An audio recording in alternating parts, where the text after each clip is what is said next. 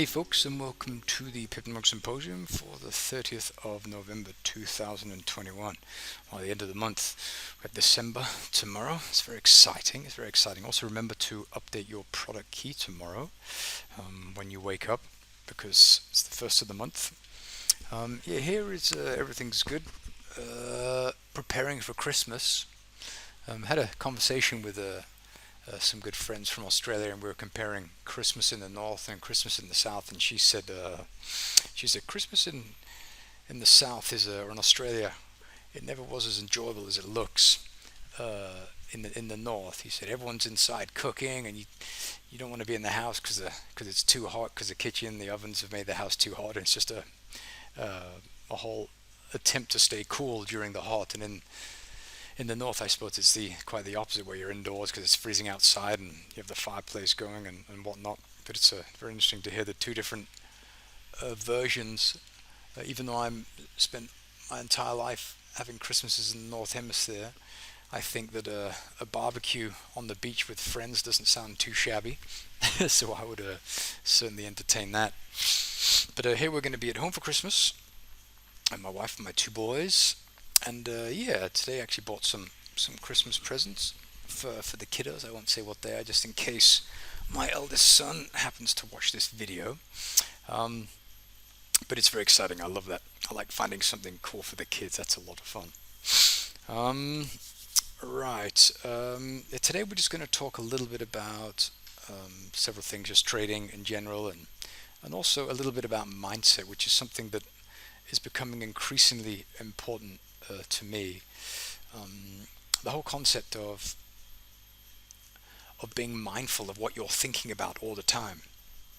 And I started this, and I stopped it a couple of years ago, the practice by which you carry a book with you everywhere, like a notebook, and you write down the thoughts or the dominant thoughts that you become aware of throughout the day. And my dominant thoughts most of them were quite negative, or a lot of them were quite negative. There's a lot of stuff that's related to the lack of forgiveness, kind of anger or resentment towards people for what they had done or hadn't done or whatever. And recently, these past few days, when I've been riding my motorbike home from delivering my son to school, this is something I've been thinking a lot about. And so from that moment on, so from yesterday, when I have several days to contemplate on my way home from school, is that I'm going to slow things down. Number one, I'm going to slow things down in the traffic. Just really take it slow in the traffic and enjoy the process of getting from A to B, because that's a big thing, because obviously when you're on the motorbike every day, I mean, there is danger, and so I just want to slow things down, just to the point where I can lean forward like I like to do, and just have these really exciting conversations with my youngest son on the way to school in the morning. I really like those.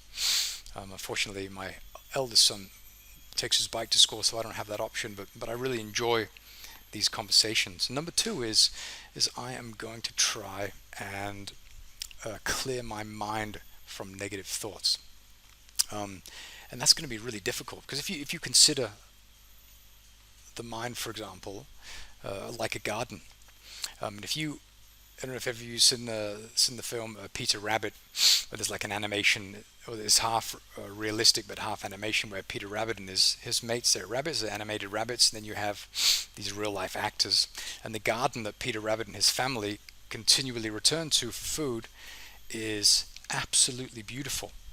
And the old man who lived in the house during the time of these garden invasions, I mean, he was in the garden, I mean, a lot of the day. I mean, we're talking several hours a day. And as all of us are aware of, if you don't tend to your garden for pretty extensive periods of time, weeds and rabbits and other things will move in and take over and plant things that you don't want, destroy things that are already there, and so on and so forth. And so using a garden as a metaphor for the mind is quite beautiful, because it really creates pictures, at least in my mind. And I don't want a garden full of weeds. I want a garden full of nutritious vegetables and fruits and beautiful flowers. And so this is just something I want to try to do. I want to get my hands dirty. I want to I want to tend to my garden much more than I have done historically. And so this is something that I'm going to work a lot on.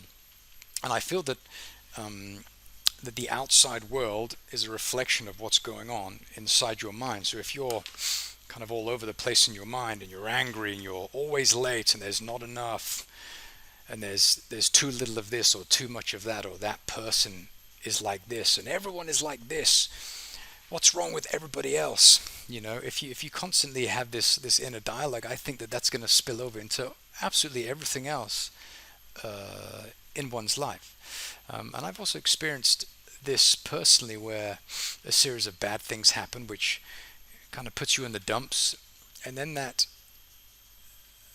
negative feeling just grows inside you and becomes even bigger. And then going from stubbing your toe to dropping a glass, it kind of evolves into bigger things like arguments with someone you care about, and you say something unkind to someone that you care about, and it just kind of goes on from there, and it can continue to go on. And you stub your toe in the morning, you yell at your child, and you kick the dog, you crash your motorbike, you make a really bad business decision, or you do something rash that really hurts someone else's feelings. I mean, these are really linked, I think, at least in my own world. These things are linked together, and so becoming mindful of this and attempting to focus on the inner dialogue and the tone, the general consensus in one's mind, I think is a really good idea, because it enables us to act and to pull out the weeds before they take over the garden. And this is just very important. So this is a practice I want to do more and more. And so, so I hope, if you're having a difficult time with things, I hope that you can maybe try and focus on the positive aspects of whatever it is that you're faced with.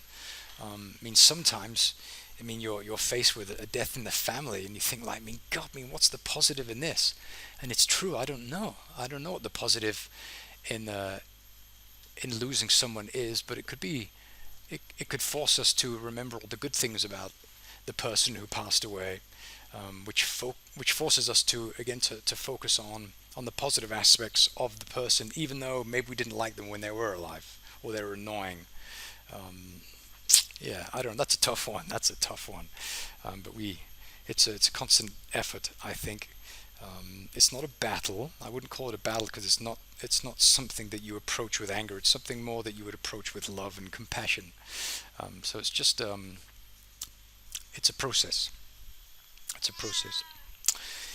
Right. So let's continue. A cat just jumped on my lap. Let's have a look now at a few things that are setting up.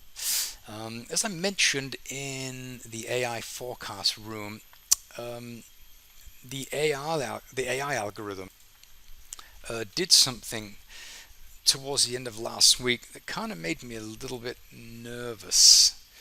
And this is, let me see if I can bring it out here. Okay, so when price was here, everything was going up. But last week, this is the S&P 500. You can't see that on the chart, but that's what it is. But towards the end of last week, we started to see this, which is a lower forecast. And while this is not precisely accurate, it is showing the emergence of an underlying tendency that maybe is difficult to see. And so when I look at this, I think, goodness me, we're currently at, let's say, 4,700, and this is pointing at about 3,800. That's a huge drop in price. And so who knows if it's going to happen, but we all know it's going to happen. We just don't know when.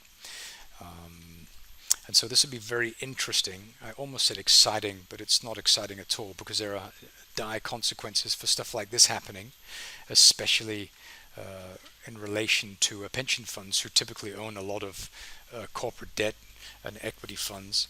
So this could have a very a detrimental effect on societies as a whole. But this is something I'm seeing. This is something that I just wanted to bring to the attention of everyone here. So if you're holding stocks and you've ridden it from the bottom, um, yeah, just be mindful of the fact that you are very in profit. I had a conversation with a very good friend of mine here, a Spanish gentleman. Um, he bought Bitcoin a long time ago, and he was up 500%. And he said, and we were at a party, and he said, Sareed, he said, I'm holding Bitcoin and I'm up 500%. And he was, I mean, he's holding millions of euros in Bitcoin. He said, what do I do? And I said to him, when did you get in? He said, well, about 500% ago. And I was like, well, the answer's pretty easy, isn't it? Take the money off the table and go. No one was ever fired for taking profits. And so you have to always be realistic in your expectations. And the 500%, probably in the course of about, I'm guessing probably a year, is pretty remarkable, especially those numbers that he's dealing with. That's a very, very handsome trade. And so if you are long the S&P 500s and maybe a lot of the others, just note your PLL and your risk reward, and just make the right decision for you. Like I said, there's nothing wrong with taking off a trade that's in profit, especially when there is impending loom, which there certainly is. As a matter of fact, today I sold all of my Ethereum. I got into Ethereum when it was under $300 per coin.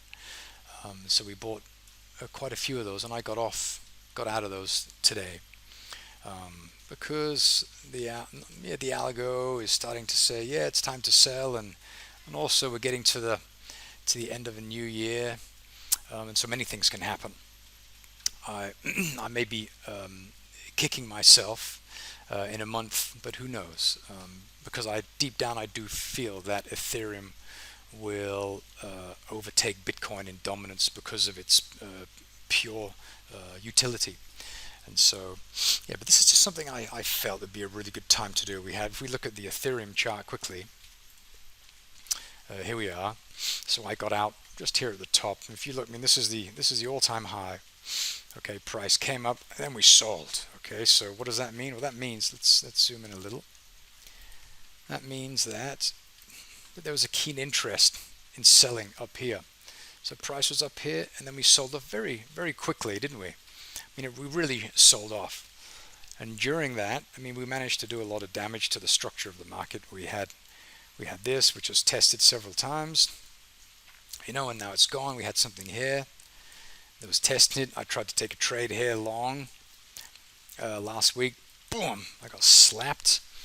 And so, yeah, looking at where we are relative to the curve, we just zoom out, and we're pretty far up, and we're starting to break down. The last time we had a correction like this, I'm thinking we're probably going to go down to a more fair value. Maybe not. We don't know. But looking at the chart, we're starting to break down. Look at this. I mean, enormous selling, struggles to move higher, enormous selling, and so the thinner side of the market is below where we are now, and the thicker liquidity is lower, maybe somewhere around here. This would be maybe a nice place to get back in at quite a nice discount. Okay, so this is just something I'm feeling currently. And also, if we look at, let's have a look at this. Okay, if we have a look at Ethereum here, Ethereum Bitcoin, Ethereum American dollar, on the weekly chart, it's been screaming for quite some time. And so it's obviously just time to cover my position and not get greedy, just inhale the bug. But if we look here, what else is cooking? We have the Euro, Swiss Franc, the daily buy. Let's have a quick look at that. So the Euro Franc. Let's go to the daily chart. This is a daily buy. We're probably going to be pretty low. Yeah, so I tried to buy here and got stopped out. I waited for a small pattern where somewhere around here, and then prices came lower. And so now it's wriggling, continuing to move lower, Okay, so we don't really know what's going to happen, but what we can see is if we go to the weekly chart, that we are approaching here. Okay, so we had something in here. Okay, price left. We're moving into that weekly demand. Just here, you see, price left. We tested it maybe here. No, not quite. But now we went a little bit deeper. So we've moved into the weekly demand. We've moved beyond the buy zone, the weekly buy zone. Let me turn this fan off. And now we are where we don't know yet. But what we can do is we can wait. And what we want to wait for is we want to wait for a pattern to emerge that would lead one to believe that we have found the bottom. Okay, and you can see here, just here we've got this, and so we have some belief, we have something going on, but we don't see that in the actual chart. Okay, we want to see something occur. We want something like, we want some highs to get removed. Okay, and if you look at this chart, we have here, and this was tested just here. We want this to be removed. Okay, so I want price to remove that, and until that happens, I'm not very comfortable buying. We want to see a commitment to the buy side. You can see on the weekly chart that we are very low. We are at weekly demand, and so this could lend to the hypothesis that we're going to turn around, and we likely will. And so it's blasted cat making a lot of noise. But we haven't actually done that yet, and so I'd prefer to see something like this. Okay, price come down, run below, run above, remove this, then move down to the origin of whatever it is that did that, and then we anticipate a continuation high. But we haven't seen that yet. Price is just bleeding lower. Okay, we're still showing a lot of strength. Okay, a lot of strength, push, liquidity voids below price. Okay, but I'm thinking that we're going to turn around at some point, obviously. Then again, nothing is obvious, but based on what we can see, we're probably going to wriggle higher, but we're not seeing that yet, so there's nothing to do. So we wait.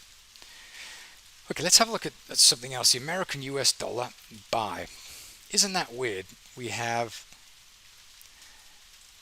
the Euro Swiss franc buy, and we have the Euro American dollar buy. Isn't that weird? Normally they trade opposite one another. So let's have a quick look. Okay, if we look at this chart, I mean, it looks a lot like, sorry, let me pull this one down and see. That's the Euro chart, Euro franc. So we look like this. It's kind of strange, isn't it, that they look, they're both, the Euro is bleeding, is selling off on both charts. Okay, but what we do have is we do have this. We're looking to make a base, and we've already kind of formed that base here, but we haven't done anything spectacular. But we have formed a nice base here. So I like this one. I like this chart more than I like the Euro Swiss franc. So I would probably choose this one. Okay, and so we've taken this. We've had 4 hour supply. This one's responsible for removing these lows. It was tested. It's now been removed. This is the one that's responsible for that. And so this would be a high risk trade. You'd probably want a wider stop. And then anticipation that price is going to poke down into this area and then wriggle higher. Okay, so I prefer that one over the Euro franc for that reason. Let's have a look at what else we've got. Let's look at some 4 hour stuff. So Euro Aussie sell. So let's have a look at the Euro Aussie. So the Euro Aussie, where are we?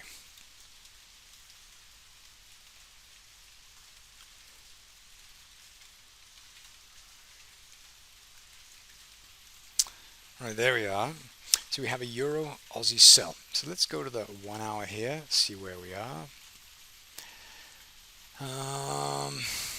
Yeah, we're pretty high, but I don't know if I would be keen on selling this. I would be keen on buying, more so than selling. Right, and so here we're just seeing a lot more strength to the upside. We have this liquidity void here, so I'm thinking price could move back up to the sell zone here. We have also a lot of push here. I like this. If we look at this here, we have this here. See, and so something around here might be interesting, because this one here is gone. So this would be an interesting one here. Draw that on right around here, somewhere around here. That'd be interesting. Anywhere around here. Okay, we have this. We're likely going to come back down because we have a price inefficiency, a liquidity void, and we're also pretty high here, so now we're just feeding off. There it is. We're feeding off of this. Okay, and so maybe we'll even have a run a bit higher and a quick retracement before we continue to do whatever. But I like this trade better. I like buying lower than I do selling high. Of course, you could sell up here, and it looks like we're likely going to have a retracement. We also have these liquidity voids here that price would certainly possibly revisit in the not so distant future. So that could be an interesting trade there.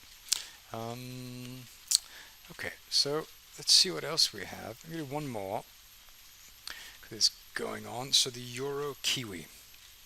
So the Euro Kiwi it's really small on my charts. Euro Kiwi here. Probably looks pretty similar to this one. Yeah, it does. And so looking at this, we had a lot of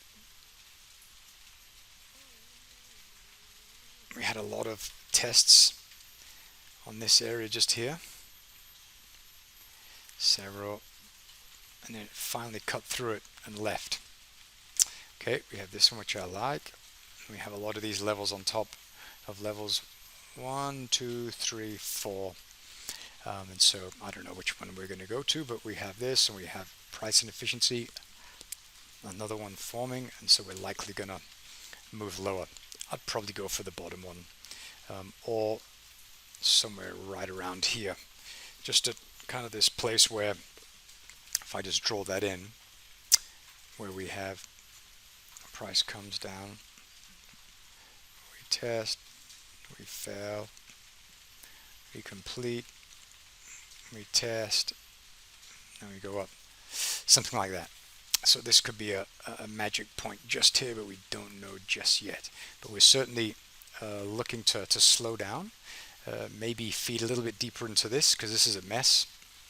This is essentially where we broke away from here, just here. And so this would be a slightly better area. And this would also give us like maybe another one of these.